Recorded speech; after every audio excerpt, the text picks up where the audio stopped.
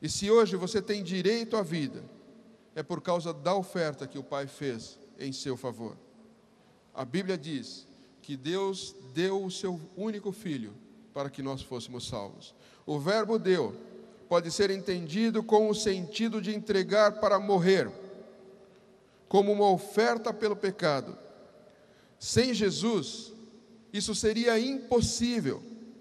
Sem Jesus, nós não teríamos vida. Sem Jesus, todos nós estaríamos condenados.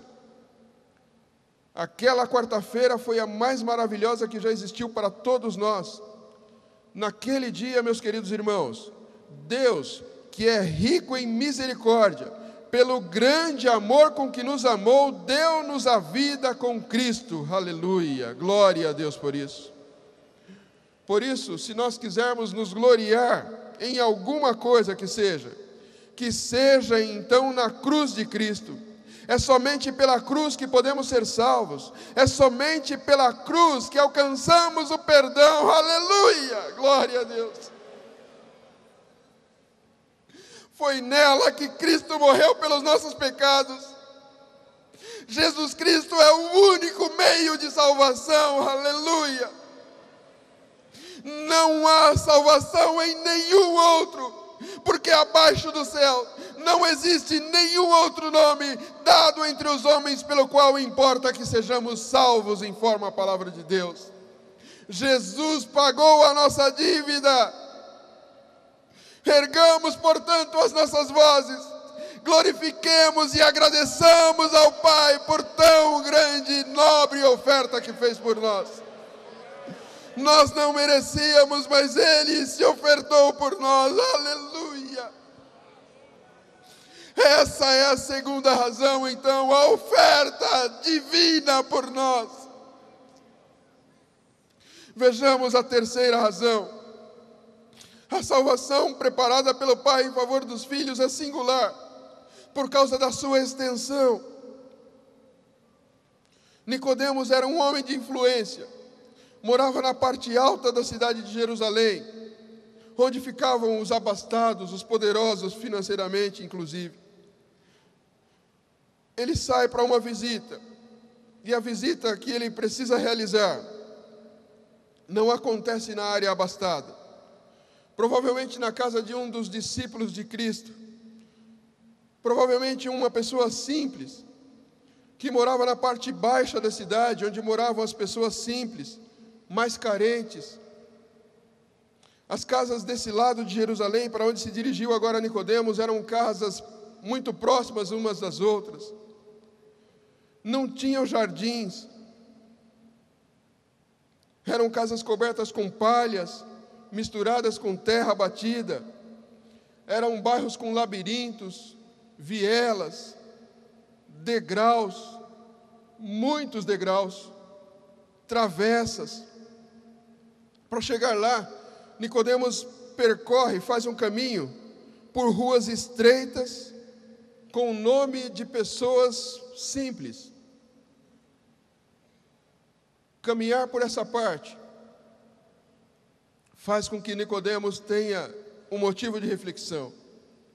Enquanto ele caminha da parte rica para a parte pobre, do meio poderoso para os menos favorecidos, foi ajudado a ter uma dimensão do que Cristo poderia lhe dizer naquela noite. Qual seria a extensão da salvação em favor do Pai, em favor dos filhos?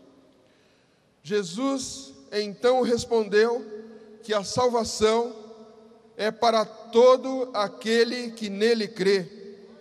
A salvação não é só para os ricos, mas para todo aquele que nele crê, informa Jesus a Nicodemos agora. A palavra todo tem uma expressão exatamente universal. Se há uma sentença que resume melhor a mensagem do quarto evangelho, esta mensagem está aqui. O amor de Deus não tem limites. Ele engloba toda a humanidade.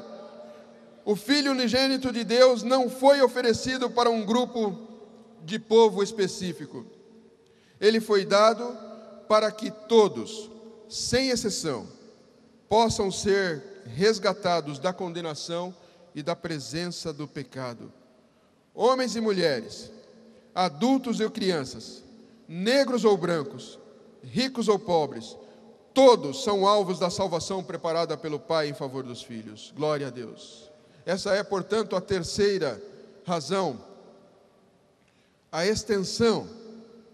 Vaidosamente, entretanto, os judeus calculavam, achavam que o Messias seria enviado exclusivamente para eles, em favor deles, por causa do amor pela nação deles, para fazê-los triunfar sobre as ruínas dos seus inimigos. Nicodemos também era um judeu, e possivelmente fosse esse também o seu pensamento, o seu raciocínio. Se este é o caso, se foi isso que aconteceu, este importante mestre Israel foi confrontado com a realidade que o Messias foi ofertado, ou deu a ele. Por meio do sacrifício de Cristo, a oferta da salvação do Pai não é só para judeu, ela é geral. Em 1 João 2, verso 2, aprendemos assim: e por meio de Jesus Cristo, que nossos pecados são perdoados, e não somente os nossos, mas também os pecados do mundo inteiro. Glória a Deus. Nós podemos adorar a Deus agora, porque nós podemos encaixar o nosso nome nessa expressão, todo aquele que. Então a salvação de Cristo Jesus foi para mim, foi para você, foi por todos nós, foi por toda a humanidade. Glória a Deus. E é por causa desta oferta maravilhosa é que nós estamos aqui reunidos. O amor do Pai nos alcançou, o amor do Pai nos atingiu e nos resgatou das trevas para esse maravilhoso caminho de salvação. Aleluia. A salvação é, portanto, para todos. Obviamente, o fato de ser ela para todos não implica dizer que todos já estão salvos ou que todos serão salvos. Ainda que seja esse de fato o desejo do Senhor Deus, que toda a humanidade seja salva. Significa, e é importante que nós compreendamos isso, que todos podem ser salvos. Por isso, daí onde você está agora, se é o teu caso, agradeça a Deus porque essa salvação te alcançou. Glória a Deus, aleluia, aleluia. Vamos à quarta razão. A salvação preparada pelo Pai em favor dos filhos é singular por causa da sua condição. Cada palavra pronunciada por Cristo fez muito sentido para Nicodemos. Nenhuma dessas palavras foi em vão. É totalmente correto supormos que ele meditou cuidadosamente, que ele refletiu em cada uma das palavras proferidas por Jesus. Ele, além de mestre, ele era também um fariseu. Nicodemos, como fariseu, estava acostumado a pequenos detalhes, o que é uma característica dos fariseus. Eles são extremamente detalhistas. Às vezes, a própria Bíblia vai mostrar que eles são até detalhistas demais. Foi para eles que Jesus Cristo disse: coam um mosquito, mas engolem um camelo. Eram exagerados, inescrupulosos. Nos dias de Jesus, por volta de 6.000. Eles controlavam o ensino nas sinagogas e eram favoráveis à tradição oral. Como fariseu, Nicodemos estava acostumado a um número sem fim de regras. Estava acostumado a prescrições, regrinhas que garantiam para ele a vida nos seus dias. Por isso, pense um instante. Por um momento, como deve ter soado aos ouvidos de Nicodemos as palavras de Jesus relacionadas à condição da salvação do Pai preparada pelos filhos.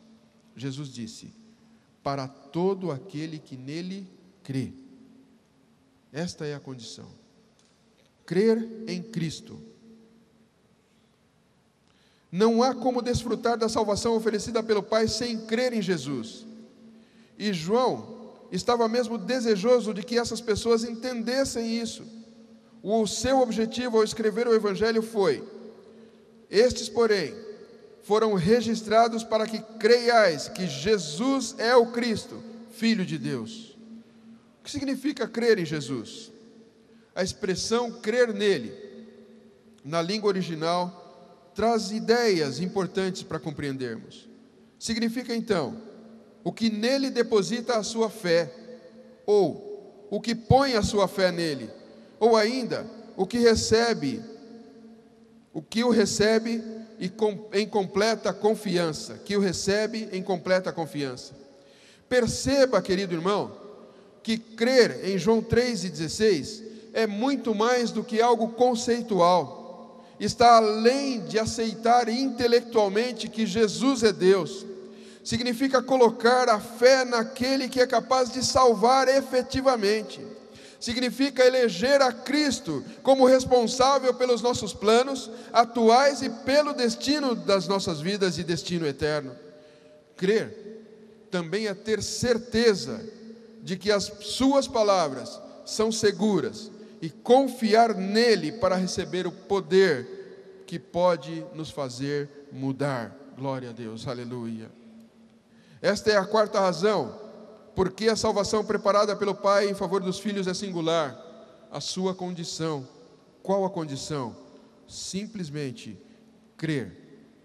Implica numa entrega particular e espontânea a Cristo. Esta é a poderosa mensagem do Evangelho, enfim.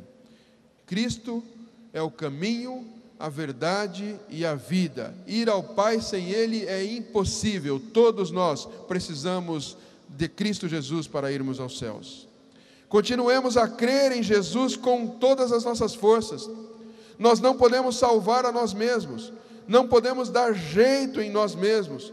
Precisamos do poder de Jesus, precisamos da graça de Cristo, precisamos do efeito salvífico do sangue de Cristo vertido lá na cruz.